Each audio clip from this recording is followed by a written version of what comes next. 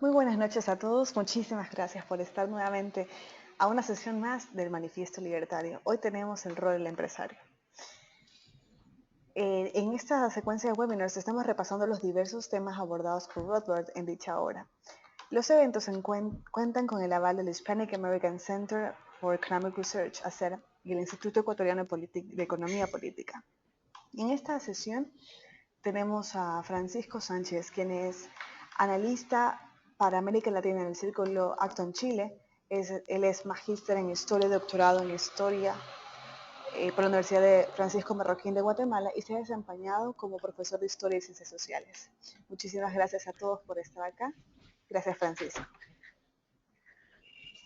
Muy buenas noches. Gracias por estar a esta hora comprometidos con la libertad y espero que dentro de esta hora de conversación podamos reflexionar en torno a algunos puntos claves que, sin lugar a dudas, puede ser un aporte para la difusión de los principios y valores de la sociedad libre en todos nuestros países. Bueno, agradezco la presentación. Les comento que soy director ejecutivo de Círculo Acton Chile, un centro de estudio de inspiración liberal clásica que se fundó a fines del año pasado, en donde nos dedicamos a influenciar en los medios de comunicación y fomentar la presencia de jóvenes líderes en los medios de prensa. Círculo Acton Chile viene a llenar, desde nuestro punto de vista, un vacío de presencia de jóvenes en los medios de comunicación chilenos, y en la actualidad contamos con presencia continua en más de 26 diarios a lo largo de todo Chile y en 5 medios internacionales. Próximamente y con mucho orgullo pronto inaugurar nuestra primera oficina en la ciudad de Viña del Mar, y bueno, entre otros miembros connotados de nuestra organización tenemos a 2 miembros del Academic Board que son de comprobada trayectoria en la defensa de la libertad, como son Gabriel Zanotti y Enea Biglioni, y dentro de nuestros analistas honorarios contamos con el profesor Rolf Luders, que fue ministro de Economía y Hacienda en los años 80 y que fue uno de los mayores impulsores de las principales reformas económicas que hoy están en cuestionamiento en Chile. Pero bueno, eso es parte, creo yo, de otra conferencia que puede ser bastante entretenida. Bueno, lo que nos motiva hoy es el rol del empresario en la sociedad. Como todos ustedes saben, quienes nos declaramos liberales no buscamos necesariamente que todos sean liberales. No buscamos que las personas militen dentro de la defensa de la libertad, por decirlo de alguna manera, sino que buscamos que todos vivan la libertad. Por lo tanto, es fundamental comprender que el liberalismo ayuda a comprobar de una u otra manera cómo las personas podemos ejercer en forma voluntaria la libertad en sociedad y de esta manera poder satisfacer nuestras propias aspiraciones, lo que decían los Founding Fathers respecto a la búsqueda eterna de la felicidad, y de una u otra forma, a través de una cooperación voluntaria y estableciendo una red infinita de relaciones con otras personas, puede lograr distintos beneficios que no necesariamente tienen que ver con cosas materiales, que es una de las grandes acusaciones que suele usar grupos igualitarios, planificadores centrales, en contra de quienes defendemos la libertad. Basta decir que el empresario, al igual que todas las personas, aquí vamos a repetir algunos conceptos, pero se sitúa dentro de un desafío, y estos desafíos tienen que ver con sus propias aspiraciones, algo que ya hablábamos hace un par de segundos, y también de qué manera el mercado va asignando oportunidades tanto a quien emprende una acción, a quien emprende una actividad, y también a quien busca satisfacer una necesidad a través de lo que otra persona ofrece. Por lo tanto, hay que dejar en claro, y hay que ser muy enfáticos, que el mercado no es un juego de ganancia cero, ¿ya? Que suele decirse de que en el mercado siempre y exclusivamente hay perdedores y ganadores. La verdad que en el mercado todos pueden salir ganando. Y de hecho es cosa de que nosotros caminemos por las calles de nuestros países para darnos cuenta de que la cooperación espontánea nos hace ganar de una u otra forma los diferentes beneficios que estamos buscando para solventar y satisfacer necesidades que tenemos a nivel personal y que de una u otra forma vamos estableciendo en una red bastante importante entre diferentes personas con las cuales nos estamos contactando, no necesariamente físicamente. Hoy en día, y ejemplo de eso es esta actividad, no necesitamos conocer a las personas con las cuales estamos realizando cooperación. Y de hecho, una de las magias del mercado, o una de las grandes potencias del mercado, es que podemos establecer redes infinitas en todo el mundo, con personas de diferente religión, diferente idioma, y personas que nunca vamos a conocer, pero que de una u otra forma las acciones que ellos están desarrollando nos están impactando en forma directa y día a día.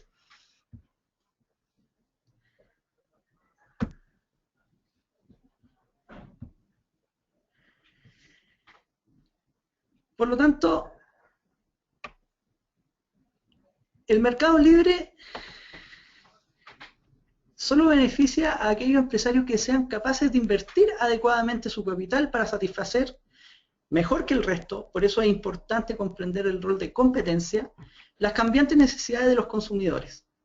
Es decir, es muy importante comprender que el rol de los empresarios en un mercado libre tiene que ver primero con una voluntad personal.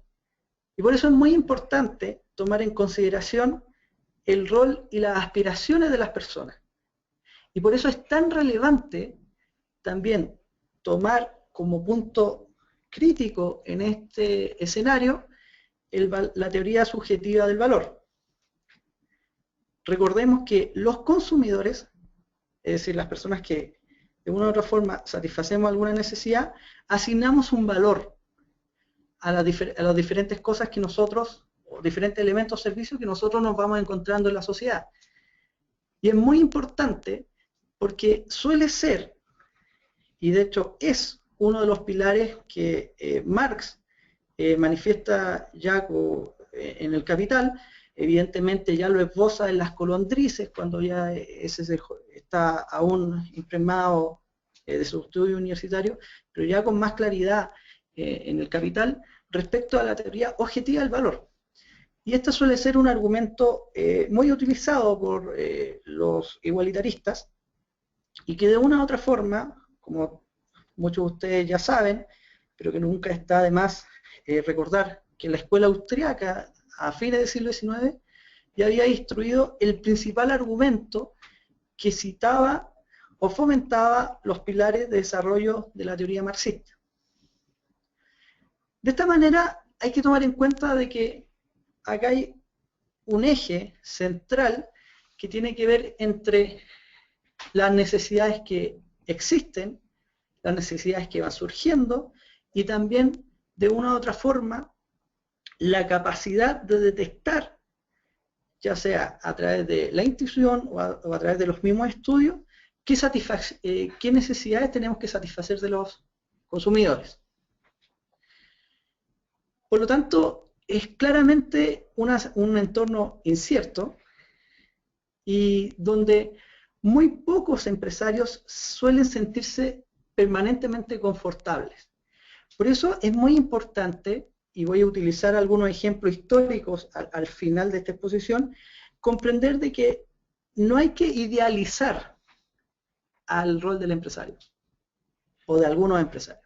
Hay momentos en que grandes emprendedores, grandes empresarios y grandes inversionistas sucumbieron a las ventajas que les da el proteccionismo, y ahí la importancia de fomentar los principios que de una u otra forma suelen ser críticos en los momentos que está emergiendo este emprendedor, este empresario, y después se va consolidando y de una u otra forma, no en todos los casos evidentemente, por algo estamos realizando esta conferencia, de una u otra forma en algún momento ya no es pro competencia, ya no es pro mercado y ya no es la persona emprendedora que de una u otra forma buscaba alcanzar una mayor satisfacción a través de estas redes, sino que busca proteger y buscar las ventajas que le permiten establecer monopolios para evitar que otros accedan de la misma manera en el mercado. Por lo tanto, hay que tomar en consideración que el emprendedor es una persona muy singular. Entonces, muchos se han preguntado a través de diferentes literaturas, hay algunas personas que lo han estudiado más profundamente de quien les habla, que se realiza la siguiente pregunta. ¿Qué marca a un emprendedor? ¿Un hecho, un hito, una idea, una inspiración? ¿Qué es lo que marca un emprendedor? Y después la segunda pregunta, y que es muy importante, es que si el emprendedor nace, se hace o se contagia. De una u otra manera, los emprendedores en general no suelen ser personas sobresalientes o con capacidades extraordinarias. Los emprendedores por lo general suelen ser personas comunes y corrientes que en un momento de oportunidad y muchas veces no analizando las ventajas comparativas que puedan tener frente a una situación, afrontan un desafío. Por lo tanto, la pregunta si se nace o se hace el emprendedor es bastante difícil de responder. Lo que sí, y está comprobado, es que el emprendimiento se contagia. Y el emprendimiento se contagia de diferentes maneras. Algunos, viendo estas historias, se atreven a inspirarse y a concretar diferentes proyectos que de otra manera a ellos no se les hubiese ocurrido. Otros, a través de ya mecanismos un poco más forzados, se ven en esta cumbre del emprendimiento, cuando una avalancha de emprendedores de una u otra forma lleva a que diferentes individuos tomen acciones que van colaborando en una red interminable de intercambio mutuo. Ejemplo de esto podemos ver, por ejemplo, en la avanzada informática de Silicon Valley de los años 80, donde Steve Jobs, primero en su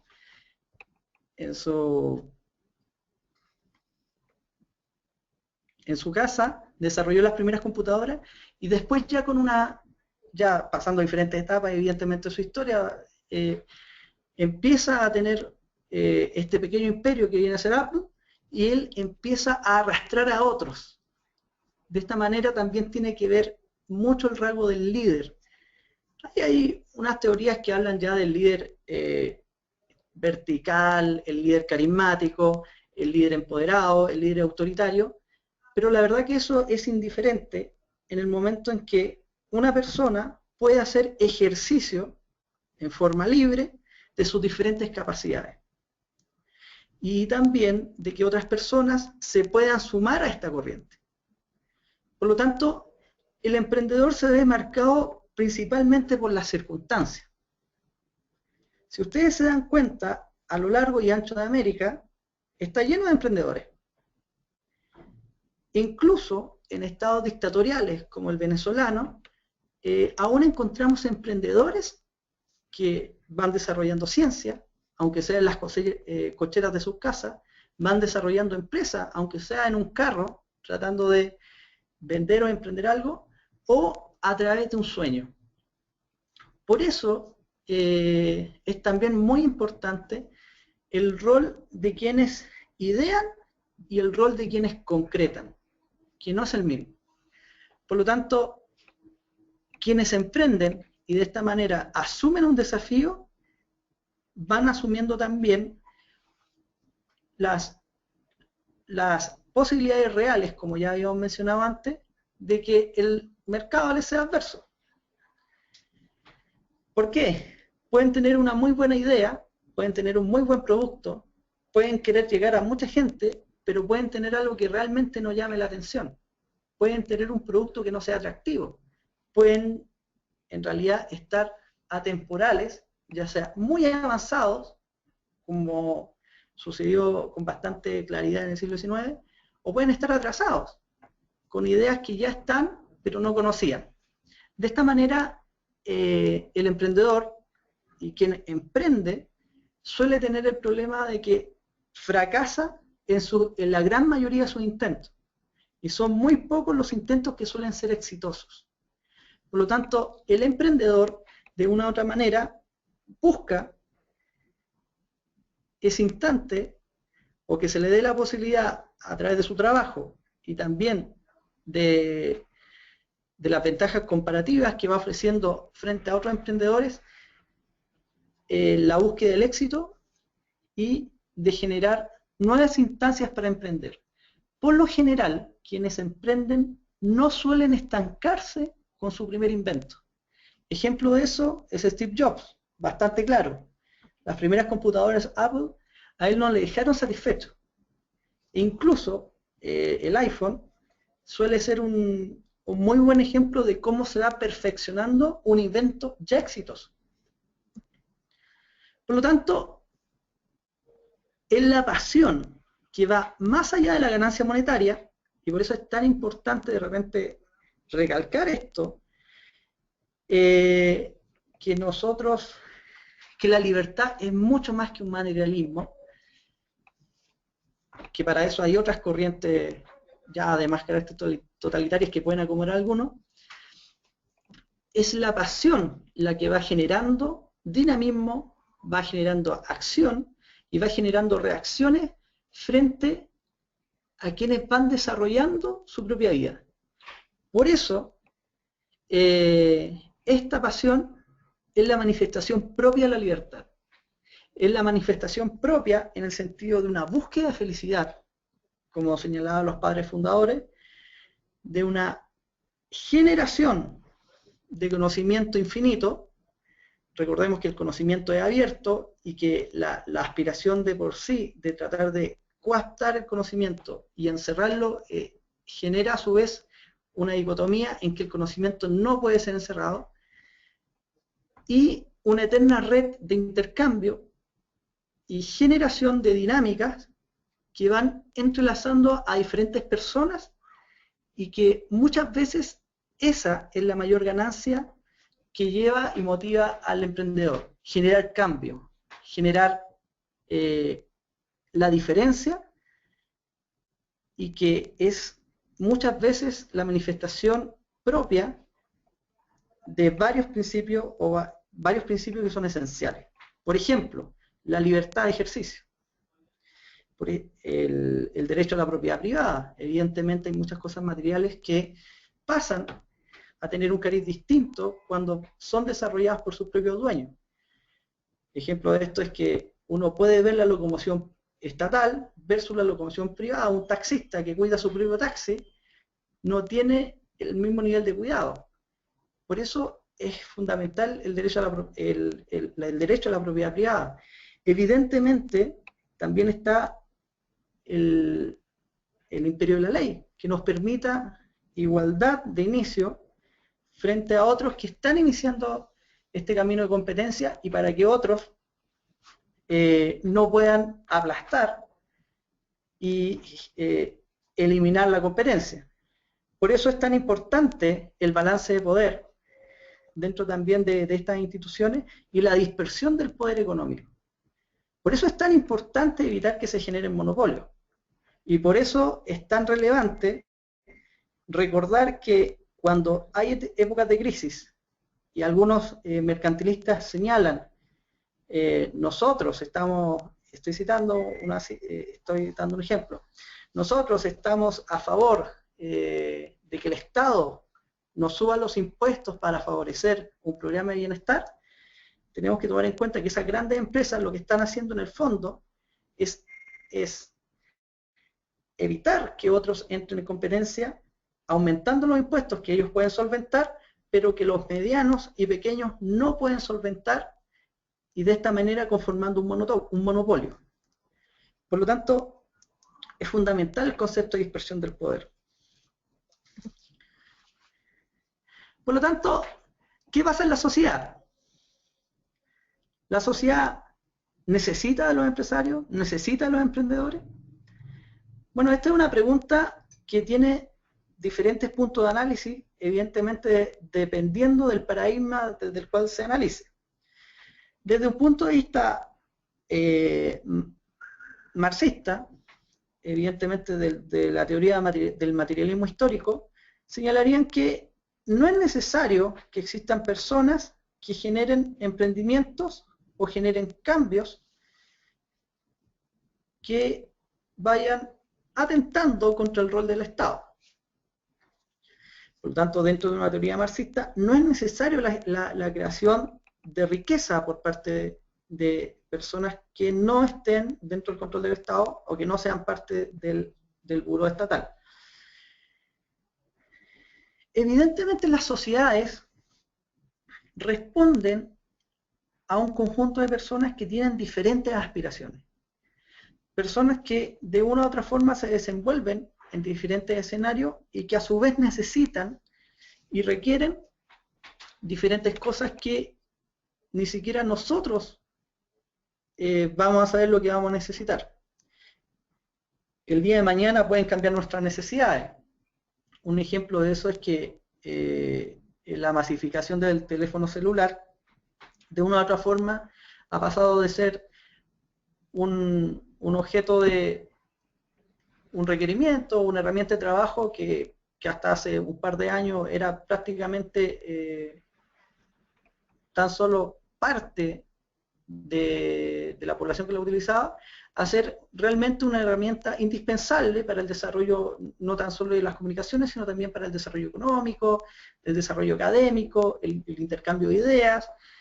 Ejemplo de eso son programas como WhatsApp, que nos permiten estar comunicados en forma instantánea y que de una u otra forma van generando necesidades que hace 5, 10, 15 o 100 años nadie hubiese pensado.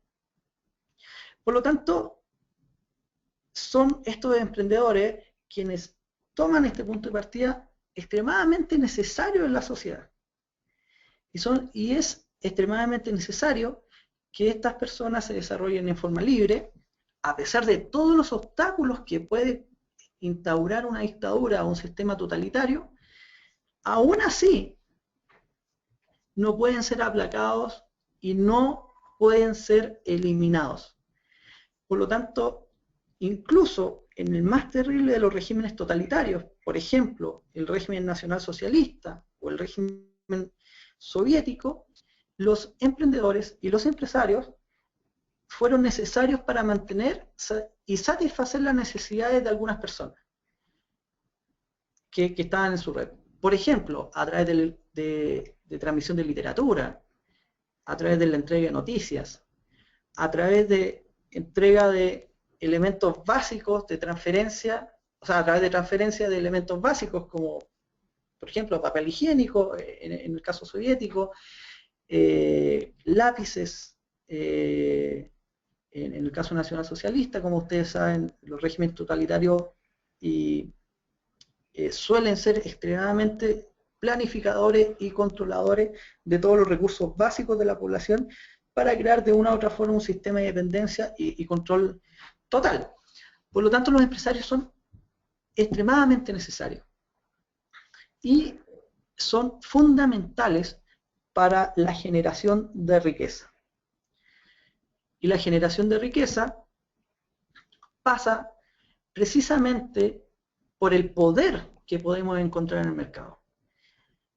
Lo que nos diferencia a quienes creemos en la libertad de los planificadores centrales, entre otras cosas, es que los planificadores centrales creen que hay una cantidad de riqueza estanca que tiene que ser redistribuida.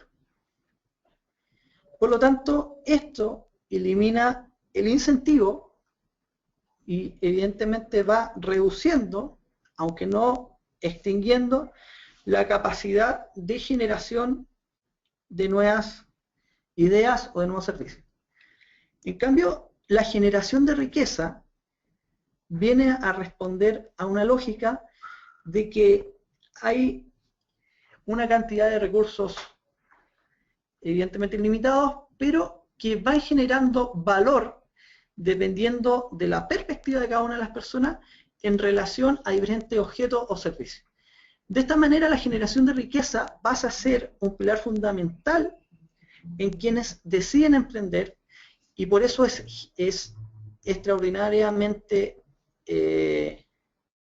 exitoso en los lugares donde cada uno de estos emprendedores ha logrado saltar las vallas para lograr un éxito relativo o un éxito trascendental dentro de la red inmensa de personas que se relaciona en el mundo. Por lo tanto, el poder del mercado es fundamental porque va generando esta infinita red de transferencia, va generando incentivos para que se creen nuevos elementos, va generando instancias donde no tan solo se establecen redes con personas que se conocen, sino con redes infinitas de personas que jamás vamos a conocer. Es por eso que dejo esta fotografía del gran Milton Friedman. Yo sé que muchos de los igualitarios odia a Milton Friedman, lo cual me llena de satisfacción porque recuerden siempre que en los solitarios desiertos de la libertad muy pocas veces se pueden encontrar las grandes voces que nos simplifican e inspiran a seguir en la difusión de la idea, a seguir en la batalla de la idea. Y creo que Milton Friedman es precisamente uno de esos intelectuales que entrega en forma bastante dinámica y bastante comprensible y explica conceptos extremadamente complejos para el general de la población. En esta escena de Free to Choose, capítulo 1, que justamente se llama El poder del mercado, Milton Friedman explica este ensayo que es Yo el lápiz. Un lápiz común y corriente, como el que pueden ver en la fotografía, cubierto de pintura amarilla, una goma, un aro de metal y grafito. Y él señala a través de este ejemplo cómo en un objeto tan sencillo como un lápiz hay una relación infinita de intercambio, donde la madera del lápiz sale de un árbol en Oregon, por ejemplo, la goma de alguna planta, de alguna plantación en Sudamérica, el aro de bronce sale de alguna mina de hierro que necesitó carbón, y el grafito de alguna mina de grafito en Asia. Y él señala con este ejemplo, tan sencillo pero tan práctico y tan directo, que hay una red infinita, donde diferentes personas interactuaron en forma libre y espontánea, sin la necesidad de un comisario, sin la necesidad de planificadores centrales, para lograr un producto a un mínimo precio y para acceso de todas las personas. Y es de esta manera que en ese lápiz no tan solo se ve reflejado el poder de la economía, sino que también se ve reflejado cómo la paz mundial está activada y relacionada en esta red. Porque son cientos de personas que pasaron por este proceso, personas que no conocemos, personas que hablan un idioma distinto, personas que profesan religión distinta, personas de diferente raza, de diferente color, y personas que quizás, el mismo Milton Friedman dice, odiaríamos si las conociéramos, que en una infinita red de voluntades concretan un elemento tan esencial por un mínimo precio al acceso de todos. Por lo tanto,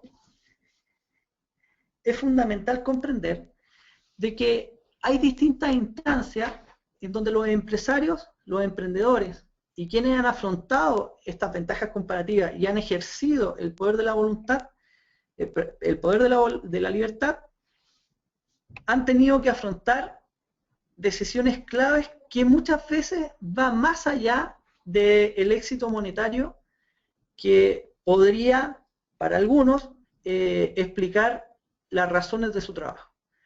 Aquí yo tengo aquí tengo dos casos reflejados en 5 personajes. De izquierda a derecha tenemos a Tesla, Thomas Alva Edison, los hermanos Wright y Curtis. Vamos a comenzar por Tesla y Alva Edison. Como todos ustedes saben, Thomas Alva Edison en el año 1879 crea el bombillo eléctrico, crea también la planta de generación eléctrica basada en la electricidad continua, directa, y Tesla, que para curiosidad era un ingeniero austríaco, desarrolla la idea de la energía alterna, basándose en que la energía directa era ineficiente. Por lo tanto, él, después de un gran viaje, trabajando incluso en los talleres de Alva Edison, en algunas fábricas de Edison en Francia, llega a Estados Unidos y conoce al mismo Thomas Alva Edison. ¿Qué es lo que sucede acá? Nadie puede negar que los dos son grandes personajes en el desarrollo de la historia de la ingeniería y de la electricidad en su época, pero los dos toman dos posiciones muy distintas en el momento en que se enfrentan. Thomas Alva Edison contrata a Tesla como ayudante en su centro principal en Estados Unidos, incluso lo conoce, y Tesla le comenta esto de la energía alterna versus la energía directa que fomentaba Alva Edison. Esto concluye en que después de un episodio en donde Alva Edison ofrece un premio para solucionar un tema de eficiencia energética dentro de una de sus plantas que estaba desarrollando, Tesla le llega con una gran solución y Alva Edison le niega el premio diciendo que era una broma, que él no entendía el humor norteamericano, y Tesla se va. Posteriormente conoce, por las circunstancias, trabajando en una zanja, a una persona que conocía a algunos inversionistas y le comenta su teoría de electricidad alterna. No vamos a entrar a física, no vamos a entrar a desarrollo de ingeniería, pero básicamente hay una disputa entre cuál de las dos electricidades era la mejor. Thomas Alva Edison, de una u otra forma, se había encasillado y se había encerrado en forma muy obtusa respecto a la teoría de la electricidad directa y no había desarrollado más allá su plan de distribución eléctrica. Sin embargo, Tesla, unido a Waterhouse, genera investigación, genera diseños nuevos, logra probar su teoría, logra comprobar que la distribución de energía no tan solo se tiene que basar en los 800 metros cuadrados que establece Edison con sus plantas generadoras, sino que pueden llegar a cientos de kilómetros. Por diferentes circunstancias del destino, se establecen en una demanda legal y de una u otra forma se estancan el desarrollo tecnológico en un momento clave de la historia en disputas de papel, en disputas de tribunal.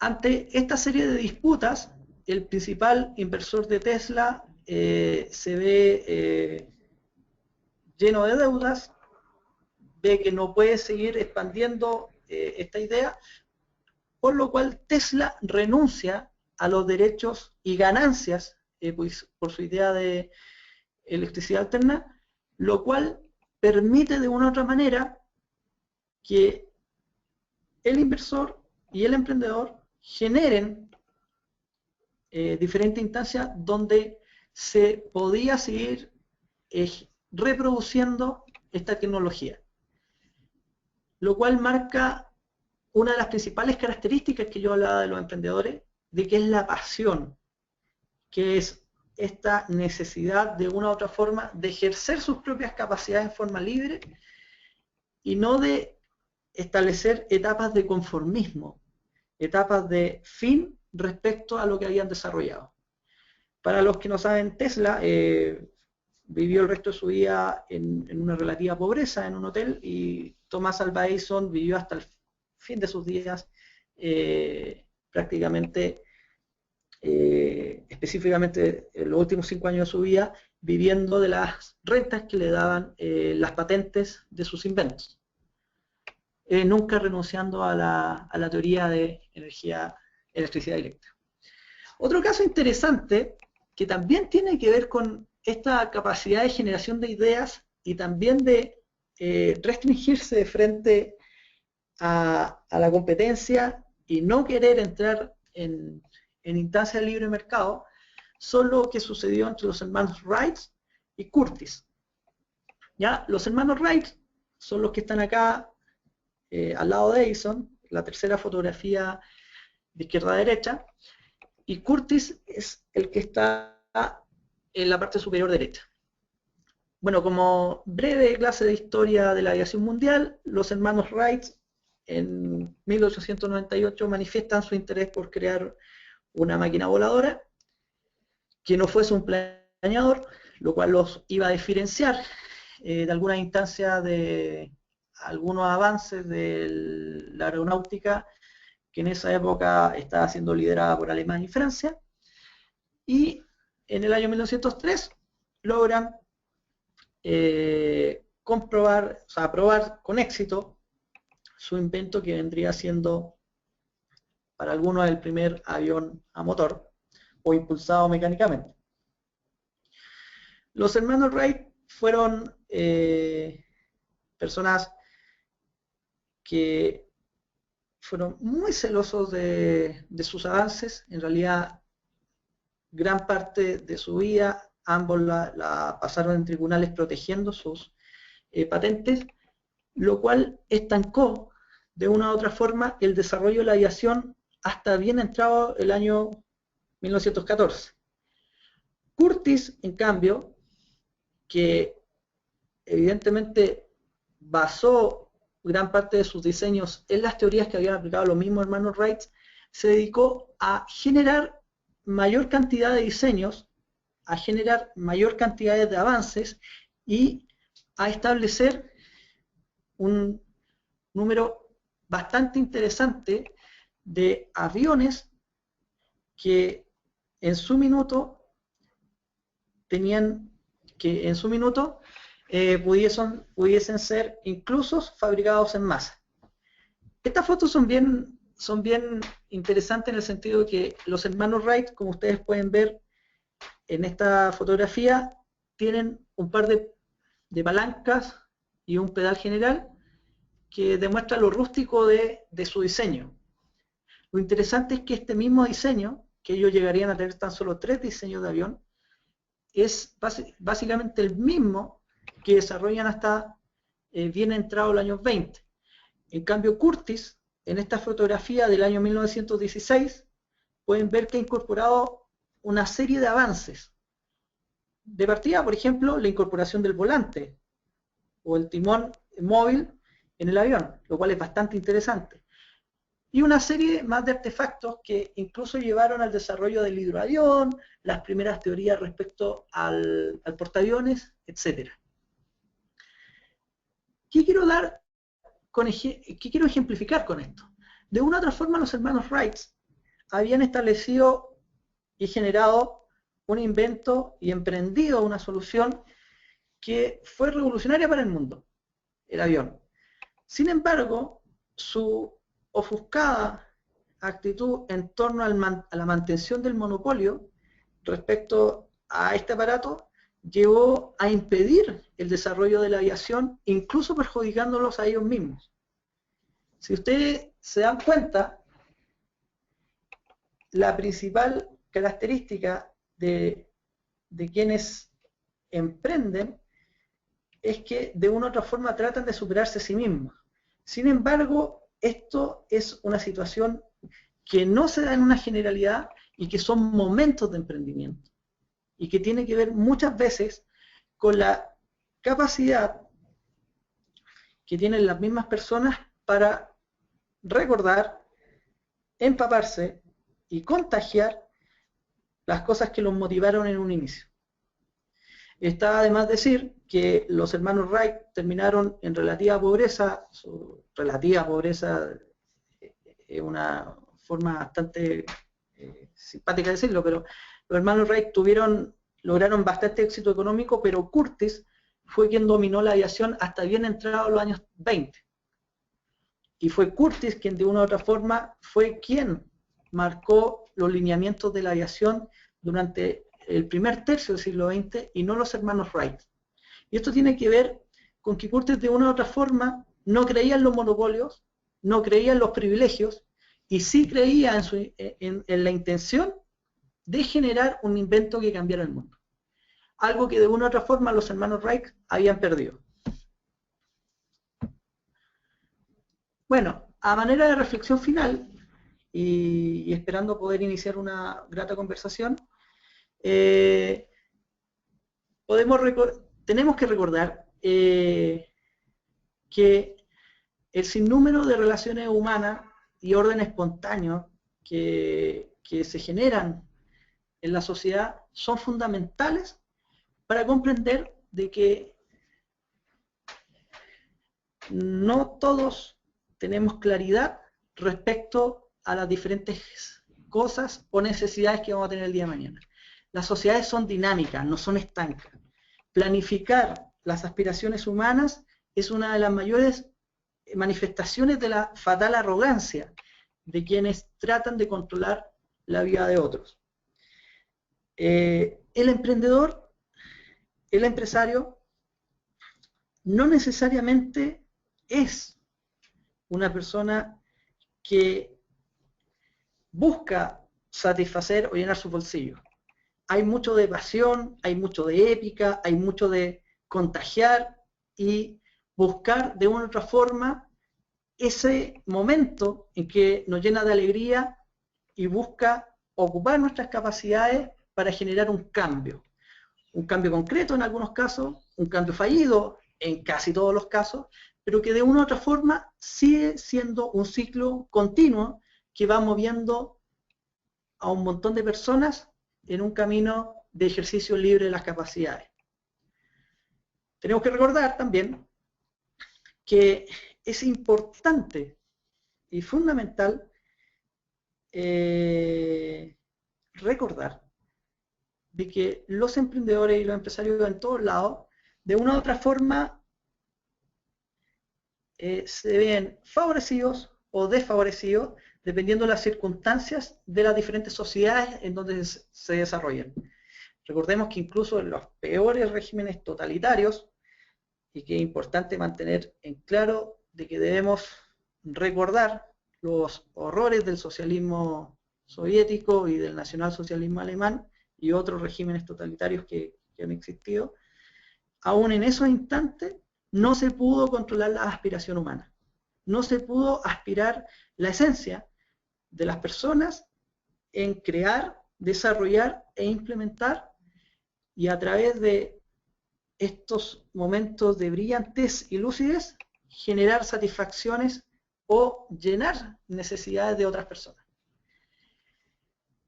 Tenemos que recordar también que el libre mercado potencia la red que va generando riqueza y de esta manera va fomentando emprendedores que van cambiando nuestras vidas, como dice el gran historiador Alejandro Gómez en su libro Creadores de Riqueza.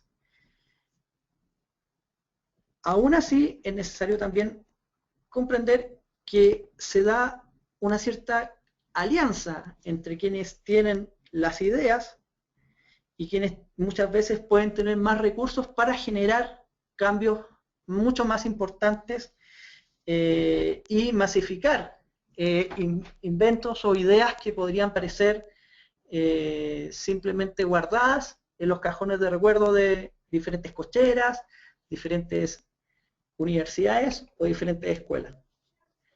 También tenemos que recordar que uno de los principales enemigos o condiciones adversas que encontramos en esta carrera de emprendedores y la libre competencia es el establecimiento de monopolios, es decir, la concentración del poder, que impide a otros ingresar libremente a generar cambios y a establecer o irrumpir dentro del mercado. Por eso es muy importante también que las instituciones se vayan alineando, aunque sea lentamente, favoreciendo a las diferentes personas para que puedan de una u otra forma iniciar esta carrera. ¿Todos estamos llamados a ser emprendedores? Yo creo que de una u otra manera todos nos vamos a ir contagiando en algún momento. Algunos son emprendedores intelectuales, algunos son emprendedores en el área de ingeniería, algunos son emprendedores en el área del comercio. Lo importante es comprender y recordar que no hay nada más hermoso que ejercer la libertad, no hay nada más hermoso que ver que otras personas puedan vivir en libertad y no hay nada más hermoso que contagiar lo que no es una circunstancia histórica normal, sino que es una instancia concreta de defender, de difundir y también de vivir y ejercer.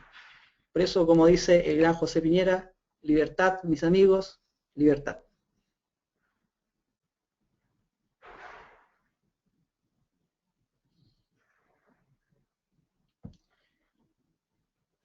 Bueno, si alguien quiere hacer alguna pregunta, alguna consulta o reflexión.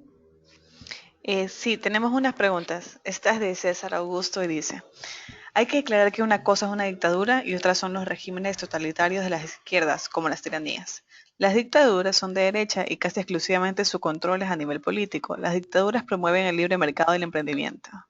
Las tiranías, por el contrario, toman el control total de una nación y obligan a los poderes públicos para ajustarlos a sus necesidades para mantenerse en el poder. Así que no confundir dictadura con tiranía. Bueno, agradezco la pregunta, sin embargo tengo que sostener que los sistemas totalitarios no necesariamente tienen que ver con el color de la izquierda. Acá han habido regímenes totalitarios que han sido de otros colores políticos, y las dictaduras, clasificarlas o encerrarlas bajo el concepto de derecha es básicamente un simplismo politólogo. Creo que hay que tomar en cuenta que las dictaduras, ya sean amarillas, rojas o pardas, han existido desgraciadamente en los 5 continentes, pero señalar que las dictaduras fomentan libertades como el mercado es también caer en un error que tiene que ver con algunos conceptos establecidos por la hegemonía cultural gramsciana. Por ejemplo, yo creo que hoy en día nadie puede señalar que la situación que se dio en Angola durante los años 90 no fue una dictadura, y enarbolaban la hoz y el martillo. Ahora, el sistema totalitario fascista italiano, radicalmente con principios distintos y teoría distinta a la izquierda, específicamente estoy pensando en el totalitarismo soviético, no necesariamente responde a un sistema de ideas políticas, sino que responde a una institucionalidad y base de control que tiene que ver no tan solo con el control económico, como algunos plantean, sino también con el control específicamente de las personas. Hay algunos autores que sostienen que esto tiene que responder a diferentes elementos que se van construyendo en relación al poder. Creo que eso puede ser muy interesante para otra conferencia, pero algunos señalan control de las armas, control económico, control de la opinión pública, control de los recursos económicos, control de los flujos humanos, control también de la natalidad, control de la producción a nivel de agricultura, y de esta forma conformar un entramado que te va dando y construyendo un sistema totalitario. Evidentemente, eso no responde necesariamente a un paradigma que tenga que ver con la teoría del materialismo histórico, por ejemplo. También hay el ejercicio del poder sin paradigma o sin ideas de fondo, el poder por el poder, como sostienen algunos autores de las ciencias políticas, ya con mayor profundidad en los años 90, tras la caída del muro de Berlín, te va estableciendo un sistema totalitario. Ahora, las dictaduras vienen a ser sistemas que, dependiendo del concepto o la definición que se haya desarrollado, van omitiendo ciertos sectores o ciertos aspectos de poder. Por esencia, la dictadura necesita y requiere el control económico, o por lo menos el control en forma concreta de quienes generan la riqueza económica. Por eso es tan importante dar ejemplos. Estoy pensando en Europa de posguerra, en donde el control económico iba en una relación también con el control político, pero no necesariamente con el comunicacional, ¿ya? Sin embargo,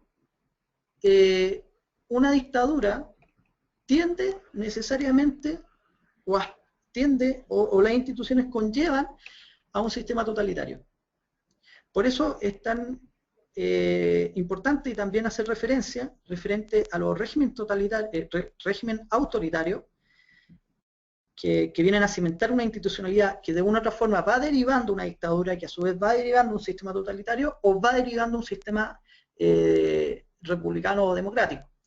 Así que, ojo con la definición. Yo agradezco mucho la observación, porque generalmente se tiende a generar conceptos en las ciencias políticas que responden muchas veces al clima de opinión de las ideas que se busca establecer, basado, desgraciadamente para nosotros, en la hegemonía cultural de tipo gramsciana, que se busca fomentar y cimentar para establecer un discurso hegemónico. Así que, gracias por la pregunta. Creo yo que deberían implementar quizás un webinario en torno a grandes regímenes autoritarios, quizás en aras de la defensa de la libertad, pero bueno, eso es resolución libre, como dicen algunos de los organizadores de esta instancia. Tengo otra pregunta. La tecnología en constante avance ha fomentado el crecimiento del emprendimiento a nivel global. ¿Cree usted que la singularidad despertará el nacimiento de nuevos emprendimientos, pero así también la desaparición de otros emprendedores? Sí, esa es una excelente pregunta. Sin duda, el avance de la tecnología ha llevado a que muchos inventos, muchos emprendimientos queden obsoletos. Un muy buen ejemplo de eso puede ser los mismos hermanos Wright. Ellos desarrollaron un invento que fue revolucionario, que fue el avión. Sin embargo, los avances en la tecnología básicamente el desarrollo de la ingeniería llevaron de que su invento, que tuvo 3 versiones, quedara absolutamente fuera del mercado. O sea, hoy en día, ¿dónde podemos ver los avances? O sea, ¿dónde podemos ver el avión de los hermanos Wright? En el Smithsonian.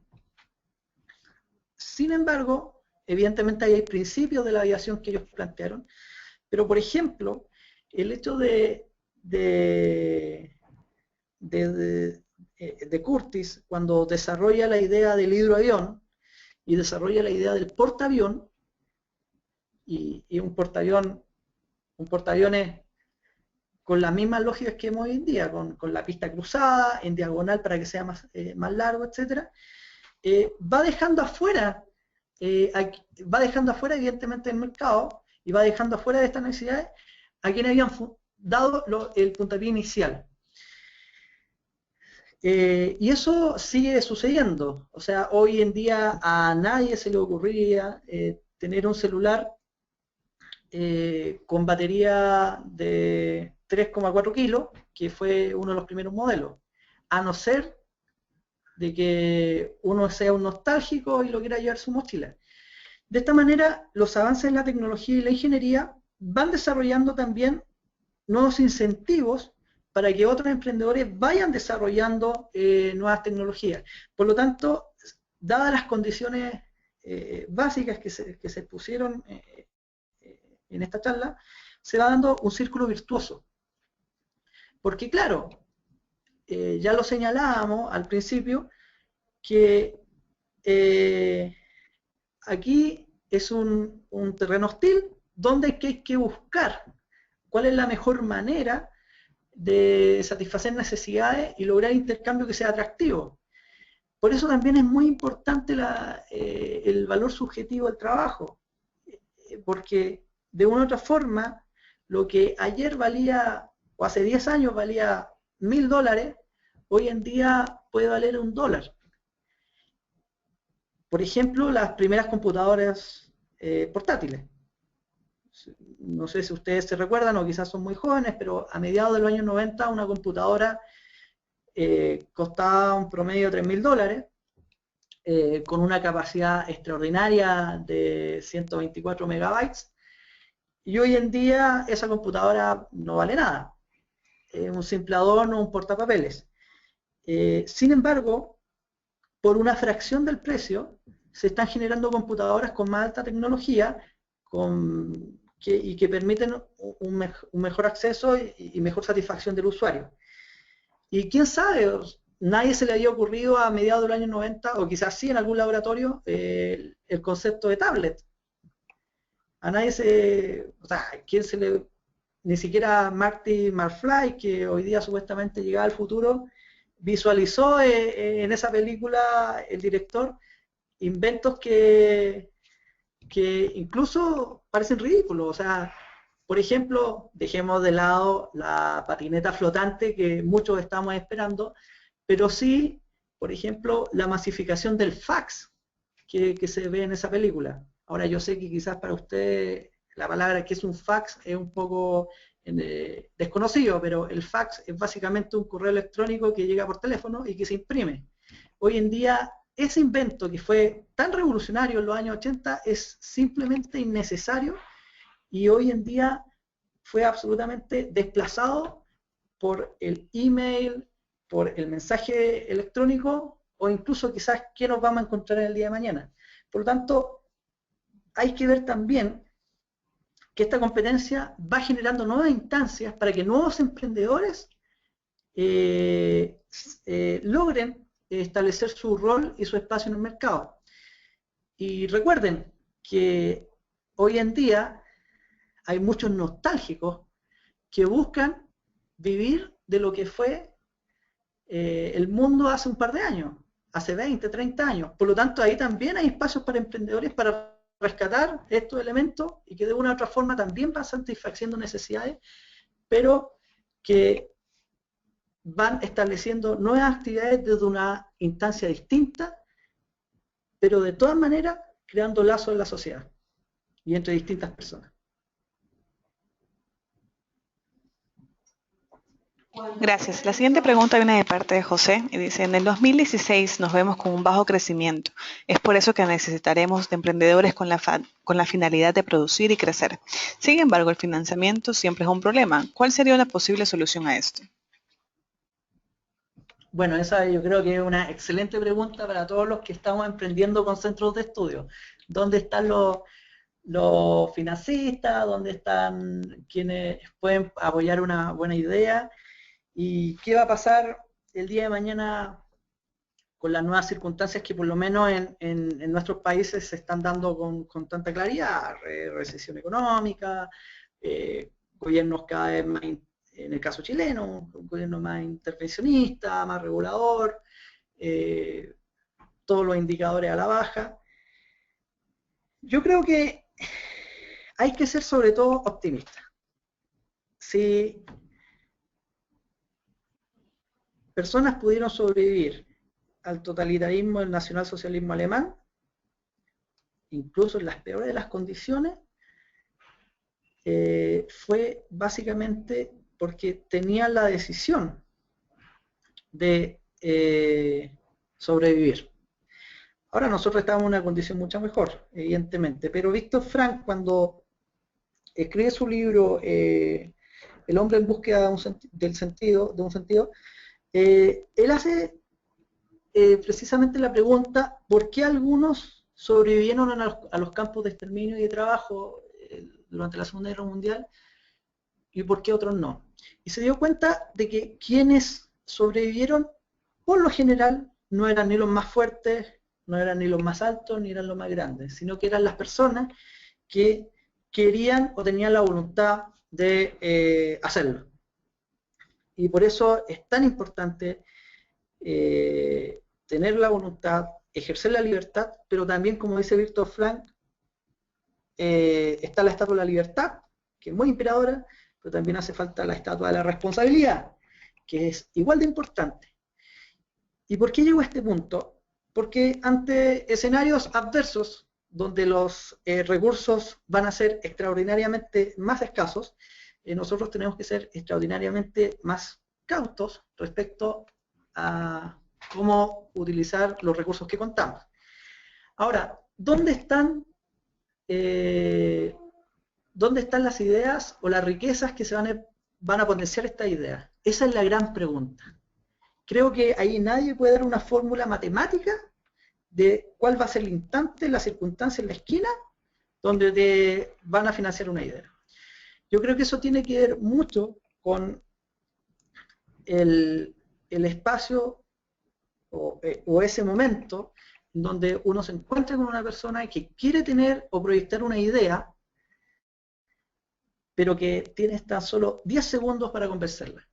Y creo que eso es lo que uno puede percibir en un instante o puede percibir ya cuando pasó. Y eso es sumamente difícil de decir. Yo creo que de todas maneras, a pesar del escenario adverso económico que se viene en el 2016 y que quizás cuánto vaya a durar o quizás no va a ser tan grave, también seamos positivos, los liberales ganamos ayer en Canadá, tenemos que tomar en cuenta de que de todas maneras no hay nada que supere a una buena idea. Y las buenas ideas, como ya lo sabemos, a quienes hemos leído un montón de autores clásicos, siempre tienen al principio un solo creyente, y es quien desarrolla la idea en un inicio, que en el fondo siempre tiene ese problema o esa dicotomía de que su novia no le cree, que su mamá no la apoya, que su papá lo cree un loco, que a veces es señalado como un bufón o un loco por la sociedad, pero que de una u otra forma sigue perseverando. Y por eso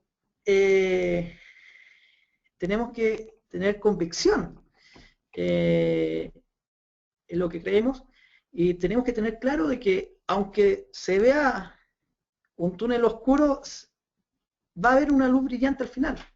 Nada puede ser eterno. El mismo Hayek, cuando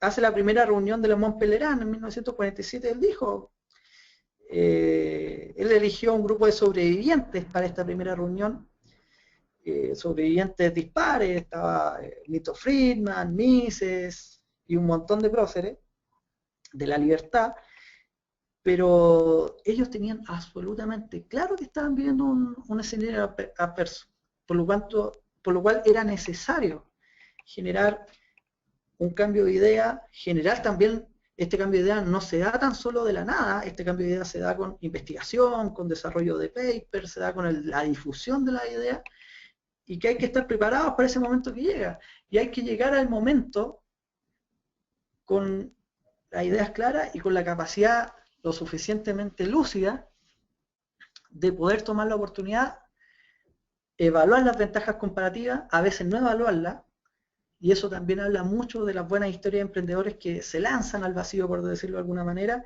y a veces caen bien, a veces caen de pie, y otras veces no terminan cayendo de pie, pero lo importante es que se terminan levantando. Lo importante es que siguen perseverando. Y eso es lo que marca la diferencia y eso es lo que creo que deberíamos tomar. Concluyo la respuesta de que nadie tiene respuestas para el futuro. Desgraciadamente el DeLorean todavía no se ha construido y es necesario estar convencido en que las oportunidades se tienen que dar, pero más que dar, las tenemos que construir con trabajo duro y esfuerzo. Perfecto. Nuestra última pregunta viene de parte de Luis. Perdón, se me escapó. Perdón, de parte de David. Y dice, ¿cómo es posible generar seguridad en nuestros consumidores en Venezuela? País donde no hay desconfianza en las instituciones y hay un problema de abusos por parte del Estado. Bueno, yo mi más sentida admiración a los amigos venezolanos que están luchando contra ese régimen totalitario. Esos que están mostrando las heridas, que están en las calles. También mi pesar a quienes han tenido que dejar ese maravilloso país ante el crecimiento desbordado de un régimen autoritario, criminal, que desgraciadamente ha tenido una imagen internacional que ha sido apoyada por regímenes de izquierda en toda Latinoamérica y que no,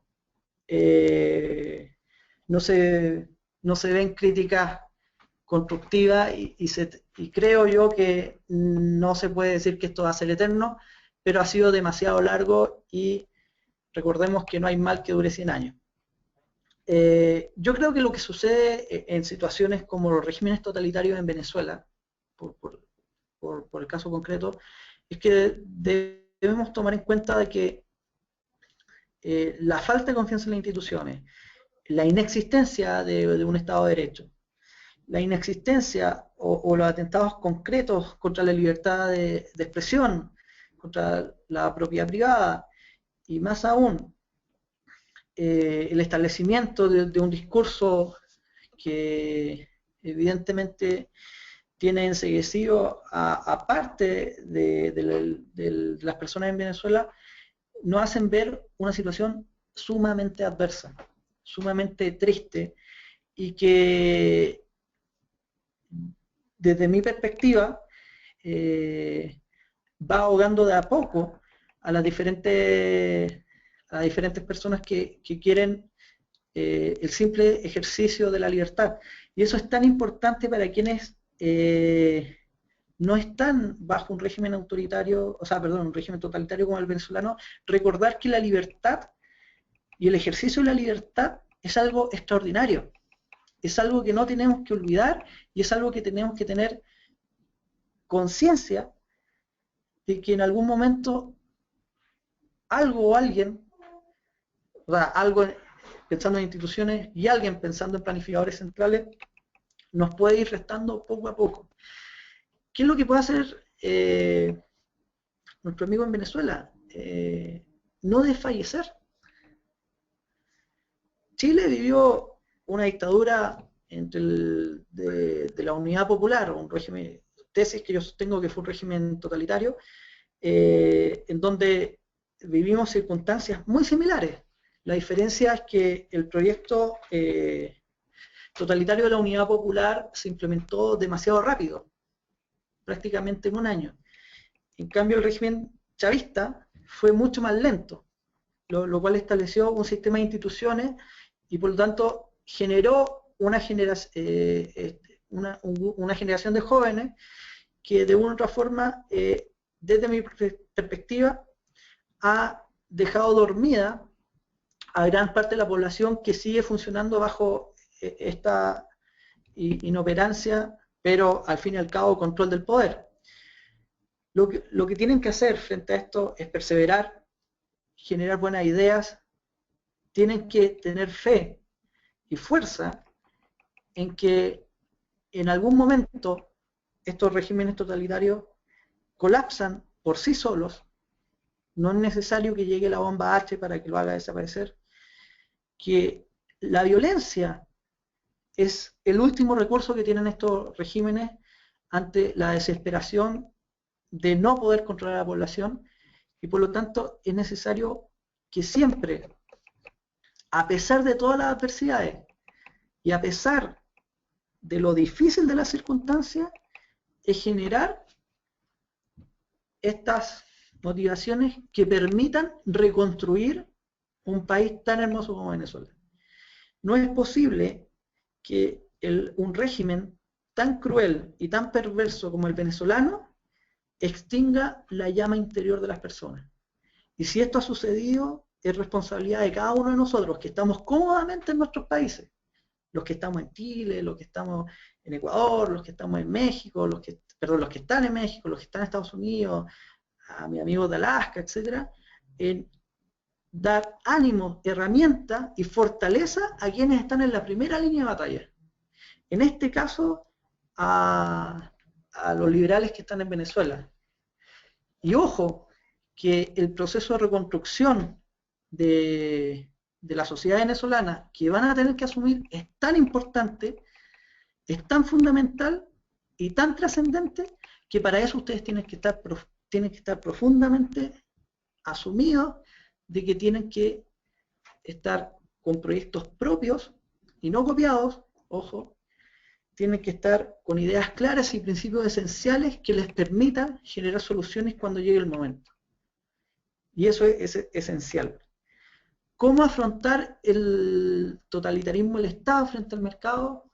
Bueno, ustedes pueden ver ejemplos que se dan en el día a día.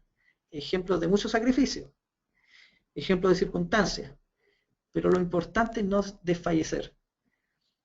Y por eso es tan importante, y felicito a los organizadores de este ciclo, de entregar información, entregar también la luz de esperanza en momentos en que la libertad está siendo atentada y está siendo atacada de una manera ruin, cobarde, y que para muchos de nuestros países está siendo justificada y legitimada por algunas personas. Lo digo con bastante vergüenza, aunque uno no tiene por qué pedir disculpas por su gobierno, pero en el caso del gobierno chileno, cómo se ha legitimado el régimen totalitario chavista, a mí me parece vergonzoso. Más aún, viendo las atrocidades, el hambre y la humillación que sufren las personas en Venezuela. Así que las soluciones ante estas circunstancias siempre han sido diversas. Pero lo que sí ha sido claro, y Chile es claro en ese sentido, es que no hay milagros. La reconstrucción de Chile como sociedad y como país no pasó por el milagro de la economía chilena. En Chile no hay milagro, no existen los milagros en ese sentido. Lo que pasó acá en Chile fue que hubo personas con principios, con ideas claras, con esfuerzo y con mucho sacrificio, que levantaron un país que de una u otra forma logró dar algunas pinceladas de ejemplo para otras naciones en el mundo. Pero al igual que ellos, hace 40 años, estoy pensando en un Sergio de Castro, Jorge Caguas, un José Piñera, un Rolf Luers, personas que quizá ustedes no conocen, pero que son inspiradores, se construyó una sociedad con muchas ventajas y con muchas ventajas desde el punto de vista de la libertad, pero que se están minando día a día por la falta de dar una batalla a las ideas claras en Chile. Hoy en día se está hablando abiertamente de cambiar la Constitución chilena, que es un pilar fundamental de balance de poder. Curiosamente, a 35 años de su promulgación el día de hoy. Pero es importante que en el momento de la reconstrucción estén las buenas ideas y esté también la entrega y el sacrificio del trabajo duro que van a tener que hacer las diferentes personas para levantar esa gran nación. Perfecto, muchas gracias. Mil disculpas a cada una de las personas que sus preguntas no pueden ser contestadas, sin embargo estamos contra el tiempo. Muchísimas gracias a cada uno de ustedes, gracias a todas las personas que participaron y decidieron estar acá. La próxima semana tenemos sesgos cognitivos y la promoción del liberalismo clásico con Mario Silar. Así que los esperamos, como todos los miércoles, a las 6:30 hora de Colombia, 8:30 hora de Argentina. Muchísimas gracias, Francisco, por todo. Un abrazo a todos, muy buenas noches.